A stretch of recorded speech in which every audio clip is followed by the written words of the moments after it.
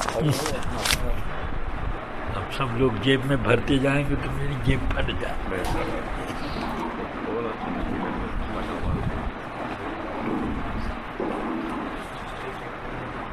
السلام علیکم ورحمۃ اللہ وبرکاتہ.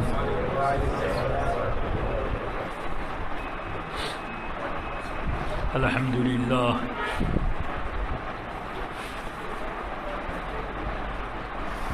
الحمد للہ نحمده ونصلي ونسلم على رسوله الكريم وعلى آله وأصحابه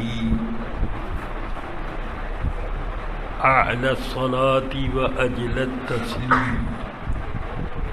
أما بعد فأعوذ بالله من الشيطان الرجيم. بسم الله الرحمن الرحيم. يا أيها الذين آمنوا اتقوا الله وكونوا مع الصادقين. صدق الله العلي العظيم وصدق رسوله النبي الكريم عليه وعلى آله وأصحابه أفضل الصلاة وأكمل التسليم. ایک بار درود شریف کا نذرانہ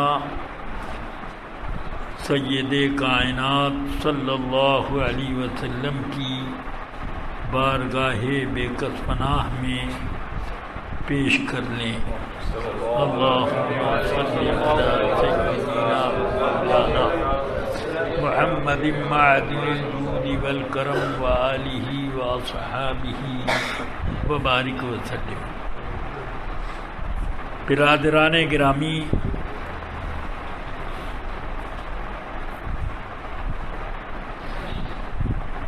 میری تعریف سن لی آپ لوگوں نے.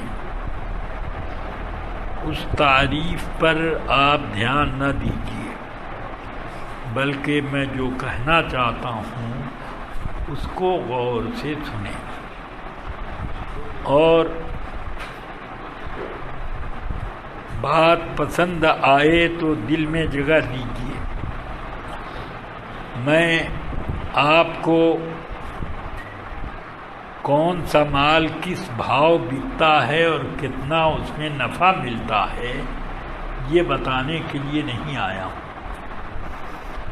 اور نہ یہ بتانے کے لیے کہ کس مکان میں رہنے میں آپ کو زیادہ عافیت رہے گی اور کس مکان میں رہنے کے بعد اجڑ جائیں گے یہ بھی بتانے نہیں آیا. میں آپ کے سامنے بس اس چیز کو بتانے آیا ہوں کہ جس سفر کو پورا کرنے کے بعد منزل تک پہنچنا ہے اس منزل کی بات بتانا ہے.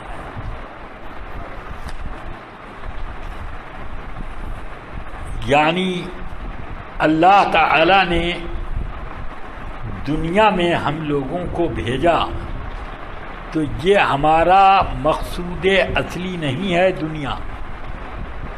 اگر یہ مقصود اصلی ہوتا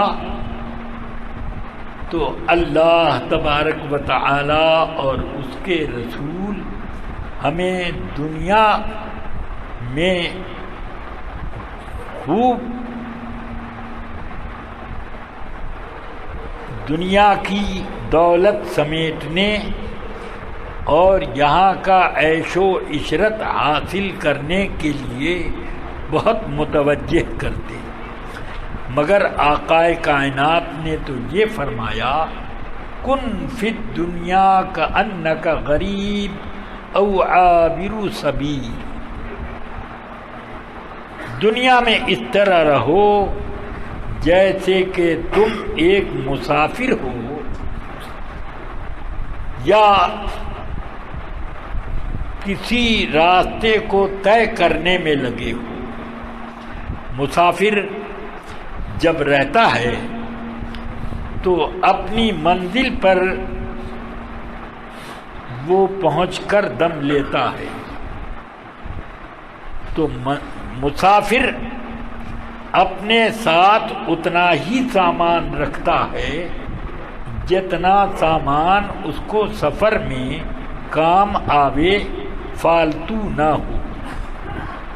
میں کولمبو آیا ہوں تو یہاں پر میں اپنا بستر، تکیا، لحاف اور دوسرے بہت سارے عیش کے سامان کے برتن اور میں چولہا، ہانڈی اور یہ وہ سب لے کر آؤں تو مجھے سفر کرنے میں کتنی آسانی ہوگی آپ سمجھ سکتے ہیں۔ دنیا ایک سفر کا راستہ ہے، سفر آخرت کا، اس لیے دنیا سے اتنا ہی حصہ لو جو یہ سفر آسانی سے کٹ جائے۔ اتنا سامان نہ لو کہ راستے میں تھک کر کے دم توڑ دو اور منزل پر پہنچنے کا کوئی سامان نہ ہوا۔ اس لیے رفیقان ملت، عزیزان گرامی، میں اسی سفر کی بات کرتا ہوں۔ رسول پاک سرور عالم صلی اللہ علیہ وسلم نے فرمایا سب سے بہتر زمانہ میرا زمانہ ہے، اس کے بعد ان لوگوں کا زمانہ جنہوں نے مجھے پایا، ان کا زمانہ پا گئے جو لوگ، پھر ان لوگوں کا زمانہ جنہوں نے میرے پانے والوں کو پانے والوں کا زمانہ پا لیا، اس کے بعد دنیا میں فتنے اٹھیں گے اور آدمی قسم کی ضرورت کے بغیر قسم کھائے گا اور گواہی کی ضرورت کے بغیر گواہی دینا شروع کرے۔ ایسے زمانے آ جائیں گے، مطلب یہ کہ آدمی ایسے ایک تیسرا زمانہ گزرنے کے بعد ایسا زمانہ ہوگا کہ آدمی ضروری کام کو چھوڑ کر غیر ضروری کاموں میں الجھ جائے گا۔ یہ ایک تیسرا زمانہ ہوگا۔ اب اس کا مطلب یہ ہو گیا، خوب اچھی طرح سمجھیں۔ آپ اس کمرے میں یہ ٹیوب لائٹ کے پاس بیٹھے ہوئے ہیں، کھڑکیاں دروازے کھول ڈالو، اس کے بعد کیا باہر اتنی ہی روشنی آپ کو نظر آئے گی جتنی یہاں ہے؟ پھر ذرا اور آگے چلے جائیں 10 قدم، کیا وہاں پر اتنی ہی روشنی ملے گی؟ پھر کچھ اور آگے چلے جائیں۔ آخر وجہ کیا ہے کہ روڈ پر بتیاں جلتی ہیں تو ہر 20 میٹر 25 میٹر کے بعد ایک دوسرا پول بھی بتی کا نظر آتا ہے۔ ایک بتی پورے شہر کے لیے کافی ہوتی کیوں نہیں؟ جتنی دوری بڑھتی ہے اتنی ہی روشنی کا فیض کم ملتا ہے۔ بات سمجھ میں آتی ہے؟ تو آقا کائنات کے زمانے سے جتنا زمانہ دور ہوتا جائے گا اتنی ہی روشنی کم محسوس ہوگی اور آدمی فیض سے محروم ہوتا چلا جائے گا۔ اب ایسے میں کیا کیا جائے؟ ارشاد فرماتے ہیں آقا کائنات صلی اللہ علیہ وسلم، ہر 100 سال کے بعد اللہ تعالی ایک ایسی شخصیت کو بھیجے گا جو اس وقت کے لوگوں کے لیے دین بالکل تر و تازہ نیا بنا کر دے گا، تاکہ جو روشنی میں تمہیں کمی ہو رہی ہے وہ روشنی جگمگا جائے اور لوگ اس سے فیض یاب ہو جائیں۔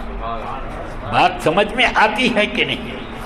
اس لیے آقا کائنات صلی اللہ علیہ وسلم نے اس بات کی طرف بھی نشاندہی کر دی کہ فتنے بہت اٹھیں گے، اندھیرا بہت آئے گا، مگر سن لو اس اندھیرے کو دور کرنے کے لیے ہرگز یہ مت سوچنا کہ جب تک نبی نہیں آئے گا ہم نہیں مانیں گے، غیر نبی کی بات نہیں مانیں گے، ہم اماموں کی بات نہیں مانیں گے، ہم ولیوں کی بات نہیں مانیں گے، ہم نبی کی بات مانتے ہیں۔ اس لیے کہ اللہ نے حکم دیا کہ اللہ کی فرما برداری کرو اور اس کے رسول کی فرما برداری کرو، تو اب رسول خود آویں تب ہم فرما برداری ان کی کریں گے۔ آپ مولانا صاحب بتاؤ گے تو ہم نہیں مانیں گے، آپ قطب صاحب کہو گے تو ہم نہیں مانیں گے، خواجہ صاحب آپ بولو گے تو ہم نہیں مانیں گے، غوث صاحب آپ بولو گے نہیں مانیں گے۔ آپ نبی بھی نہیں ہے، رسول بھی نہیں، اس لیے آپ کی بات کیسے مانی جائے؟ اس لیے اللہ تبارک و تعالی نے قرآن حکیم میں ہمیں تعلیم دے دی کہ لوگوں، یا ایھا الناس یا ایھا الذین آمنوا اتقوا اللہ، اے ایمان والو پرہیزگار بنو، اللہ سے ڈرو۔ اے ایمان والو، یہ کن لوگوں سے کہا گیا؟ کافروں سے کہا گیا اے ایمان والو؟ یہ بے ایمانوں سے نہیں کہا گیا ہے، یہ ایمان والوں سے کہا گیا ہے۔ اے ایمان والو اتقوا اللہ، اللہ سے ڈرو، پرہیزگار بنو۔ اب اس کے بعد صرف ایک بات میں پوچھتا ہوں، آدمی کو اپنی آخرت بنانے کے لیے اور عذاب الہی سے بچنے کے لیے ایمان اور تقوی کافی نہیں ہے کیا؟ یہ دو چیزیں ہوں تو آدمی نجات پا جائے گا، جنت کا مستحق ہو جائے گا۔ ایمان ہے، پارسائی ہے، ایمان ہے، تقوی ہے۔ اب چاہیے کیا ہمیں نجات کے لیے؟ نجات کے لیے دو سامان کافی ہے، مگر اس بات کی کوئی رجسٹری ہے آپ کے پاس کہ آپ کا ایمان بھی بچا رہے گا، تقوی بھی بچا رہے گا؟ کوئی رجسٹریشن لے کر آئے ہیں تو وہ رجسٹرڈ سرٹیفکیٹ اپنا دکھائیے۔ آپ نبی نہیں ہے کہ گناہ سے معصوم ہو، آپ کے لیے گناہ محال ہو، آپ نبی نہیں ہیں، اس لیے گناہ بھی ہو سکتا ہے اور ایک مومن سے کفر بھی ہو سکتا ہے۔ اس لیے اب ضرورت پڑی کہ اللہ نے جن کو گناہ سے پاک بنا کر رکھا ہے، اپنی رحمت سے پاک بنا کے رکھا ہے، اور انہیں اگرچہ معصوم نہیں بنایا مگر اپنی رحمت سے گناہوں سے محفوظ بنا دیا۔ اس لیے ان کے لیے رجسٹری ہو گئی، اور ان کے دامن میں جو آ جائے وہ بھی رجسٹرڈ ہو گیا۔ اس لیے فرمایا قرآن نے، یا ایھا الذین آمنوا اتقوا اللہ وکونوا مع الصادقین، اے ایمان والو پرہیزگار بنو اور وہ صادقین کے، صدیقین کے دامن میں آ جاؤ۔ کیوں دامن میں آئے؟ تو اللہ یہی بتا رہا ہے کہ یہ ایمان اور تقوی کام دے گا، مگر جب رہے گا تب کام دے گا، اور رہنے کے لیے شرط یہ ہے کہ تم ہمارے محبوبوں کے دامن میں آ جاؤ، غوث کے دامن میں رہو، خواجہ کے دامن میں رہو، امام احمد رضا کے دامن میں رہو، تب تمہارے پاس کوئی بھی ایمان کا لٹیرا آتے ہوئے ڈرتا رہے ڈرے گا. اسی لیے اللہ نے وہ سورہ جس کو نماز کی ہر رکعت میں پڑھنے کا حکم ہے، وہ سورہ کا نام کیا ہے؟ سورہ فاتحہ، سورۃ الحمد، سورۃ الشفاء، سورۃ الکافیہ، سورۃ الشافیہ، جو بھی نام دو، بہت سے نام ہیں اس سورہ کے، کیونکہ بہت سے کمالات ہیں اس سورہ. تو جتنے کمالات اتنے نام بڑھتے جا رہے. اس سورہ کو اس لیے قرآن میں میرے آقا کی زبان میں ام القرآن بھی کہا گیا. میرے آقا نے اس کو ام الکتاب بھی کہا. پورے قرآن کا خلاصہ، پورے قرآن کا عطر اگر ہے تو کیا؟ ام القرآن سورۃ الفاتحہ، سورۃ الحمد. یہ ہے بات سمجھ میں آ رہی ہے؟ اس میں اللہ نے ہمیں حکم دیا اور اسی میں سورہ میں ہمیں ایک دعا بھی یاد کرائی. گویا کہ تم نماز بھی پڑھ رہے ہو اور اپنے لیے دعا بھی کر رہے ہو، اللہ کی حمد بھی کر رہے ہو اور اپنے لیے دعا کر رہے ہو. تو دعا یہ نہیں ہے اے اللہ میرے گھر میں بچے نہیں پیدا ہو رہے ہیں، ایک بہار بچوں کی لا دے. اے اللہ روزی تنگ ہے، کو مالا مال کر دے. اے اللہ میرے گھر میں پانی ٹپکتا ہے، برسات میں سب بھیگ جاتے ہیں، ایک زوردار علاؤدین کا چراغ دے دے کے ساتھ وہ شاہی محل بن جائے. یہ دعا نہیں سکھائی ہے، اللہ نے یہ دعا سکھائی. اہدنا الصراط المستقیم صراط الذین انعمت علیہم. اے اللہ ہمیں چلا سیدھے راستے پر. اب سیدھا راستہ ہے کیا؟ جو آئے گا کہے گا یہ سیدھا راستہ، یا ادھر سے آئے تو یہ سیدھا راستہ، ادھر سے آئے یہ سیدھا راستہ ہے، ادھر سے آئے یہ سیدھا راستہ. جو کہو سب سیدھا راستہ. کون سا راستہ سیدھا ہے؟ تو اللہ نے یہ نہ فرمایا کہ میرا سیدھا راستہ وہ راستے پر اے اللہ چلا اسلام پر چلا، یہ نہیں فرمایا. حالانکہ بے شک اسلام سیدھا راستہ ہے اور کوئی راستہ اسلام کے علاوہ سیدھا نہیں. سمجھ رہے ہیں کہ نہیں؟ یہ نہ فرمایا اللہ تعالی نے کہ نبی کا راستہ چلا، یہ نہ فرمایا کہ یہ جو قرآن کا راستہ ہے وہ چلا. بے شک قرآن کا راستہ ہی سب سے سیدھا راستہ ہے، نبی کا راستہ سب سے سیدھا راستہ ہے. مگر جب صراط المستقیم کہا تو اس کا مطلب قرآن نے کیا بتایا؟ اہدنا الصراط المستقیم صراط الذین انعمت علیہم. اے اللہ ہمیں سیدھے راستے پر قائم رکھ. کون سا راستہ؟ تیرا احسان پانے والے لوگوں کا جو راستہ اس پر چلا. اب تلاش کرو کس پر احسان ہوا. کیا قارون پر احسان ہوا؟ فرعون پر احسان ہوا؟ بڑی بڑی پراپرٹی والوں پر احسان ہوا؟ یہ سب احسان فنا ہو جائیں گے، مگر وہ احسان جو کبھی فنا نہ ہو، وہ احسان انبیاء کی نبوت ہے اور ولی کی ولایت ہے اور اماموں کی امامت. یہ ایسا احسان ہے کہ اس احسان کو کوئی بھی مٹانا چاہے تو مٹ نہ پائے گا.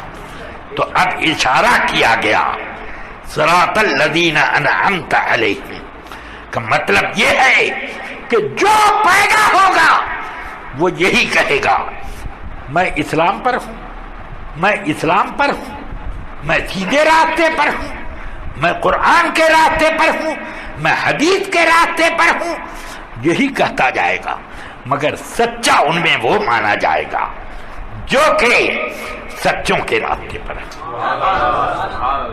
اپنا راستہ اپنے سے نہیں طے کر رہا ہے بلکہ اللہ نے جن کے بارے میں کہا ان کا ہی. اس لیے کیا قرآن میں اللہ نے فرمایا کہ اللہ کی رحمت مالداروں پر ہے, اللہ کی رحمت اونچی اونچی بلڈنگوں والوں پر ہے, اللہ کی رحمت بادشاہوں پر ہے, اللہ کی رحمت کرسی والوں پر ہے, اللہ کی رحمت بیلنس اور بڑے بڑے فارم زمینوں کے رکھنے والوں پر ہے.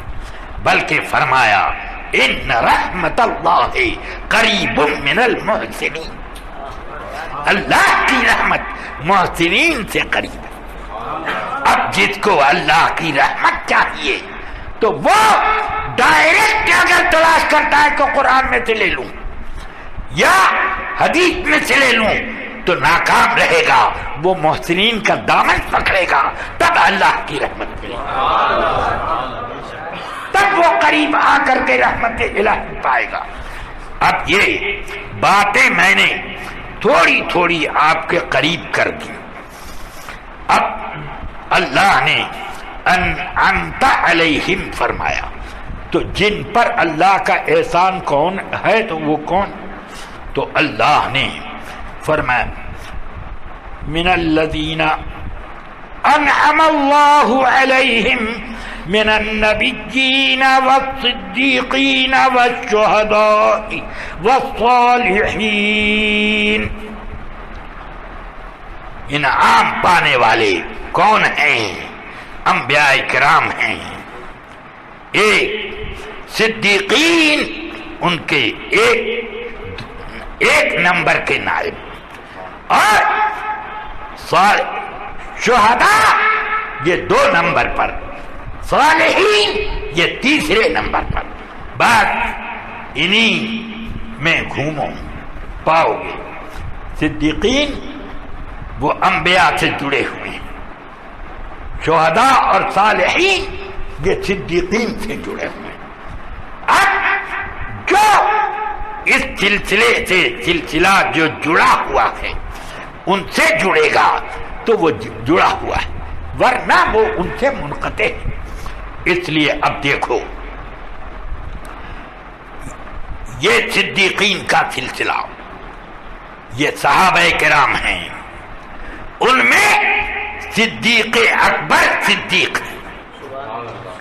صدیق اکبر تمام صدیقین کے صدیق اعظم, سب سے بڑے صدیق وہ ہیں. اور ان کے بعد اللہ کے بہت سے صدیقین بندے. اسی لیے تو فرمایا صدیقین, صرف صدیق نہیں کہا, صدیقین, تاکہ دنیا کے کونے کونے میں انبیاء کا فیض پہنچتا جائے. صدیقین تو اب یہ جڑے ہوئے ہیں ایک دوسرے سے, اس لیے تلوار کی دھار پر بھی ہوگا کوئی تو صدیق ہوگا, اس میں کوئی فرق نہ پڑے گا. وہ اپنے اس حال میں ہوگا جس حال میں وہ نرم و گداز بستر پر ہے, بالکل وہی حال تلوار کی دھار پر بھی ہوگا. کیا آپ کو پتا ہے حضرت ابو بکر صدیق رضی اللہ تعالی عنہ کے بیٹے, بڑے بیٹے عبد الرحمن ابن ابی بکر جنگ بدر میں کافروں کی طرف سے آئے تھے, اور ابو بکر صدیق رسول پاک کے نائب کی حیثیت تھی. جب جنگ ختم ہوئی عبد الرحمن ابن ابی بکر گرفتار ہوئے, پکڑے گئے, مدینے میں باندھے گئے. ایک روز حضرت ابو بکر سے کہتے ہیں, ابا جنگ بدر میں ایک مرتبہ بالکل ایسا معاملہ آ گیا کہ آپ میری تلوار کے بالکل نشانے پر تھے, مگر تلوار کھینچ لی میں نے، دل میں جھٹ خیال آیا کہ باپ ہیں چھوڑ دے، تو میں نے تلوار نیام میں رکھ لی، ورنہ آج آپ رہتے نہیں تو فرماتے ہیں کیا؟ صدیق اکبر کی بات سنو، فرماتے ہیں یہ تیرے کفر کی کمزوری ہے کہ تو باپ بیٹے کا رشتہ دیکھنے لگا ہو، خدا کی قسم اگر تو میری تلوار کے نشانے پہ آتا تو میں یہ نہ سوچتا کہ تو میرا بیٹا ہے، بس میں یہ دیکھتا کہ رسول اللہ کے مقابلے میں آیا ہے، اس لیے تجھے دنیا میں رہنے کی اجازت نہیں، میری تلوار تیرا کام کر دیتی۔ اب سمجھ میں آ گیا کہ صدیق کی شان کیا ہوتی ہے، وہ اپنے تعلقات نہیں دیکھتے، اس لیے ان کے راستے پر چلو۔ تو ہمیں یہ صحابہ کرام کا یہ طریقہ دکھنے میں آیا۔ سوچئے تمام صحابہ نے ایمان لانے کے بعد کافروں سے اپنا تعلق کاٹ لیا کہ نہیں؟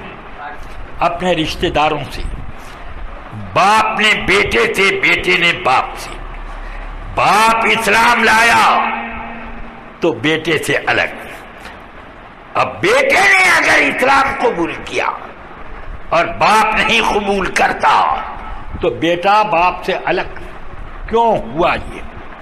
یہ کیوں معاملہ ہوا؟ کیا رسول پاک دنیا میں آئے تھے جھگڑا کرانے کے لیے؟ نہیں، بلکہ میرے آقا تشریف لائے حق اور باطل کو الگ کرنے کے لیے۔ گھپلا نہیں کہ گوبر اور حلوہ ایک پلیٹ میں رہے، گوبر الگ کرو اور حلوہ الگ رکھو، یہ نہیں چلے گا کہ حلوہ اور گوبر ایک ساتھ رہے۔ اس لیے میرے آقا سرور کائنات کے بارے میں قرآن نے فرمایا جاء الحق وزهق الباطل، حق آ گیا باطل مٹ گیا، اور آپ نے باطل کو مٹایا۔ فرمایا حجۃ الوداع کے موقع پہ کل جاہلیۃ فہو تحت قدمی ہذہ، جتنے کفر کے کام تھے سب کو میں نے اپنے قدموں سے روت ڈالا، سب کا خاتمہ یہ کیا۔ تو اس لیے جو نبی کو مانتا ہے وہ کفر سے دوستی نہیں کرتا اور نہ کافر سے دوستی کرتا ہے، بلکہ وہ یہ چاہتا ہے کہ کافر اپنے کفر سے نکل کر آئے، میرے ساتھ آ جائے، وہ یہ چاہتا ہے۔ اس لیے امام احمد رضا نے وہی مشن چلایا۔ قرآن نے فرمایا لا تقعد بعد الذکری مع القوم الظالمین، جب نصیحت کر دی گئی، یاد دلا دیا گیا، تو ظالموں کے ساتھ میل جول مت رکھو۔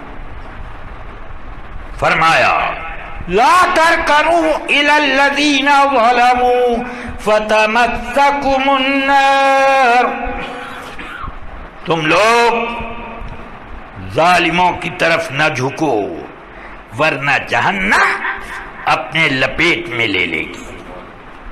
فرمایا یا ایھا الذین آمنوا لا تتخذوا ابناءکم لا تتخذوا آباءکم وابناءکم اولیاء ان استحبوا الکفر علی الایمان، اے ایمان والو تم اپنے باپ دادا کو اور اپنے بیٹا پوتا کو اپنا دوست مت بناؤ اگر یہ لوگ کفر کو ایمان کے مقابلے میں زیادہ پسند کریں۔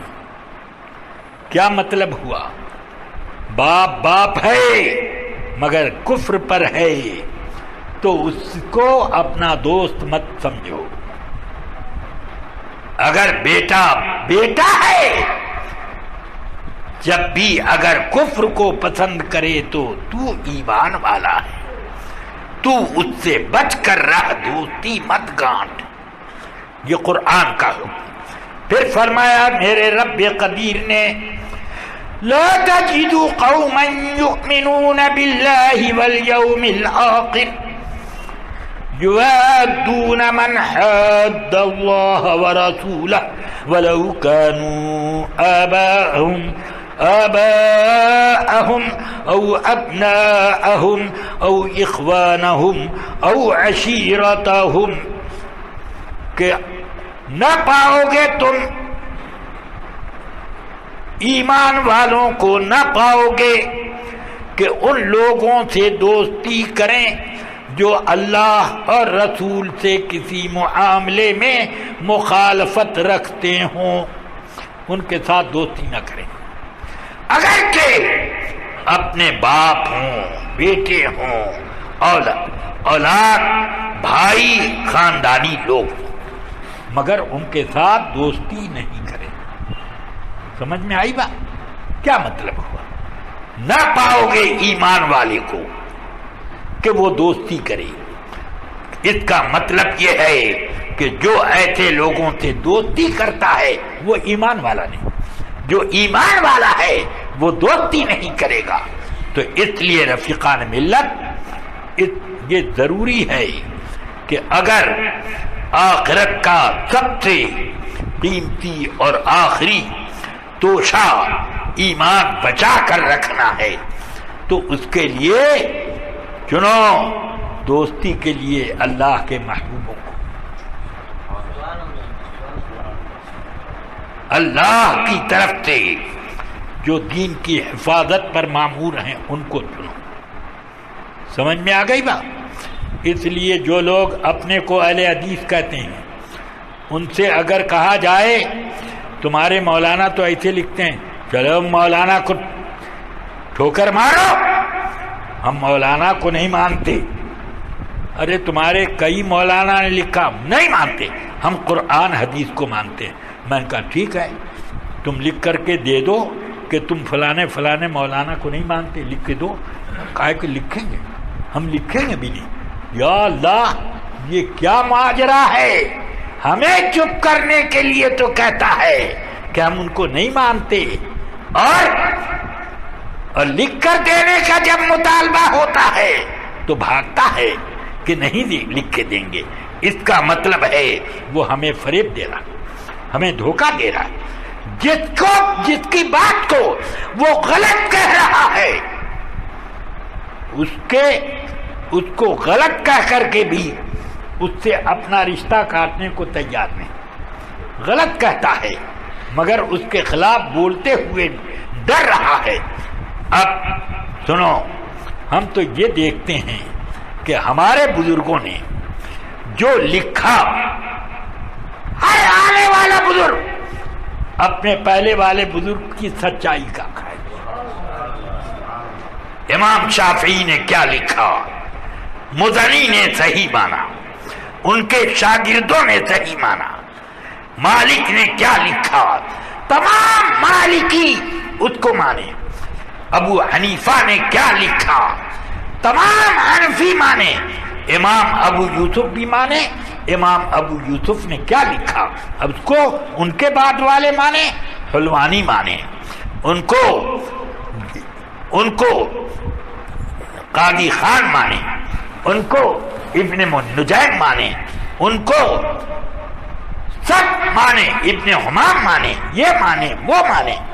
تو یہ بات سمجھ میں آ گئی کہ جن باتوں کا رشتہ یہاں سے رسول پاک تک بالکل صحیح طور پر جڑا ہوا ہے, سب ایک دوسرے کو سچ کہہ رہے, وہی صحیح.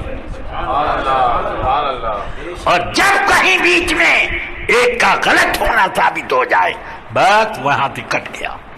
جب کٹ گیا تو ایسے کٹے ہوئے لوگوں سے کہ پیچھے دوڑنا بالکل ویسے ہی ہے کٹی ہوئی پتنگ کے پیچھے دوڑنا. تو اس لیے بچو، اس سے محفوظ رہو. اللہ تبارک و تعالی ہم سب کو دور دے. اس لیے میں نے دیکھا کہ امام احمد رضا نے غوث کو بھی مانا، خواجہ کو بھی مانا، اور سہروردی کو بھی مانا، شیخ احمد کبیر کو بھی مانا، ان کو مانا، ان کو مانا، سب کو مانا. امام ابو حنیفہ کو بھی حق پر مانا، امام مالک کو بھی حق پہ مانا، امام شافعی کو بھی حق پہ مانا، امام احمد کو بھی حق پہ مانا. کبھی کسی کی کوئی غلطی نہیں، اور ان طریقوں پر سب کا ثبوت بھی فراہم کر دیا. اس لیے جو طریقہ چلا آ رہا ہے 1000 سال کے پہلے سے، وہی طریقہ صحیح. اور جو طریقہ 100-2 سال میں پیدا ہوا وہ سوائے تباہی کے راستے کے کچھ نہیں. اللہ تبارک و تعالی ہمیں اور آپ کو صراط مستقیم پر چلائے، اور ہمیں صدیقین، صادقین اور امام احمد رضا کے طریقے پر چلاتا ہے. وآخر دعوانا ان الحمد للہ. السلام علیکم.